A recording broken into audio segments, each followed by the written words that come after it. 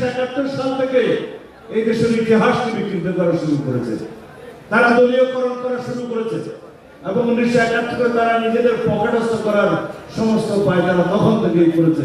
আপনারা সবাই জানেন শহীদ রাষ্ট্রপতি জিয়াউর রহমান যখন 1971 সালের 25শে মার্চের রাত 12টার পরে সোয়াত জাহাজ থেকে অস্ত্র খালাস না করে ফেরত আসলেন, কর্নেল জাঞ্জুয়াকে বন্দী এবং পরে হত্যা করার পরে নিজে রিভোল্ট করে সেই চট্টগ্রামের সুরা শহরের সেখানে স্বাধীনতার ঘোষণা করলেন, যার জন্য আমরা 26শে মার্চকে স্বাধীনতা দিবস করে থাকি, 27শে মার্চ নয়। তারপরে যখন স্বাধীনতার ঘোষণাপত্র রচিত হলো, সেই ঘোষণাপত্রে মিথ্যা একটা বয়ান জুড়ে দেওয়া হলো।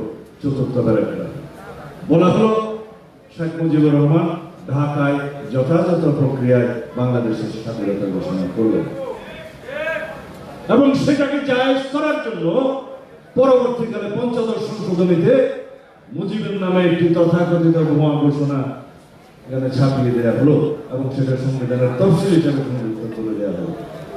তার ভাষণ তো আছেই, তার উপরে স্বাধীনতার ঘোষণাপত্র সংযুক্ত হলো। আমি স্বাধীনতার ঘোষণাপত্রকে প্রশ্নবিদ্ধ করতে চাই না, কিন্তু প্রকৃত ইতিহাস আমাদের জানতে হবে, যেটা সারা জাতি জানে। সুতরাং আওয়ামী লীগ পরতে শুরুতে সমস্ত জায়গায় তারা ইতিহাসকে তাদের দলীয়করণ করেছে, বিভ্রান্ত করেছে এবং ইতিহাসকে বিভ্রান্ত করেছে।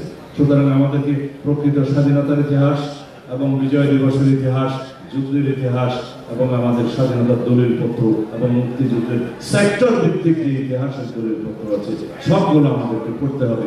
বন্ধুগণ, পড়তে হবে এবং জানতে হবে, তাহলে আগামীতে জ্ঞান ভিত্তিক, মেধা ভিত্তিক এবং প্রযুক্তি নির্ভর বাংলাদেশে পৃথিবীতে বসবাস করা যাবে। ধন্যবাদ।